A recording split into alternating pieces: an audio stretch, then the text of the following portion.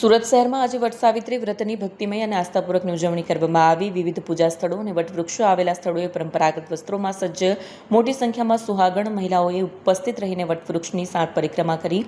મહિલાઓએ દિવસભર ઉપવાસ રાખી ભક્તિભાવથી પૂજા વિધિ કરી। જય જગન્નાથ અને ધાર્મિક જયઘોષ સાથે પૂજાનો માહોલ ગુંજતો રહ્યો। સ્થાનિક મંદિરોમાં ખાસ આયોજન કરવામાં આવ્યા। મહિલાઓએ સાવિત્રી સત્યવાનની કથા સાંભળી અને પરિવારના કલ્યાણ માટે પ્રાર્થના કરી। આ વ્રત ભારતીય સંસ્કૃતિ અને પરંપરાનું સુંદર પ્રતિબિંબ છે। વર્ષોથી ચાલતી આવતી આ પરંપરાનું સુરતની મહિલાઓએ શ્રદ્ધા અને આસ્થાથી પાલન કર્યું। પૂજા બાદ મહિલાઓએ એકબીજાને શુભેચ્છાઓ પાઠવી અને પ્રસાદ ગ્રહણ કર્યો। મારું નામ દિવ્યા જરીવાળા છે।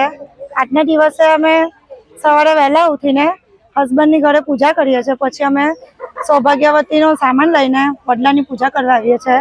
આજનો મહિમા ખૂબ જ ઘણો મહત્વનો છે। એની લાંબી આયુષ્ય વધે એના માટે અમે વ્રત રાખીએ છીએ।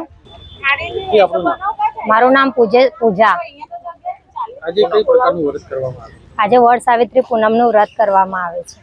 આપણા પતિ માટે કરવાનું આવે છે વડ સાવિત્રી પૂનમ। આપણે અહીંયા બધી સામગ્રી લાવવાની આવે છે। મારા જે રીતે પૂજા કરાવે આપણે એ રીતે પૂજા કરવાની આવે, અને છાબડી કે એ બધું તૈયાર જ આવે છે। કેટલા વર્ષોથી આ વ્રત? આજે હું 12 વર્ષથી વ્રત કરું છું અને અહીંયા પૂજા કરવા આવું છું।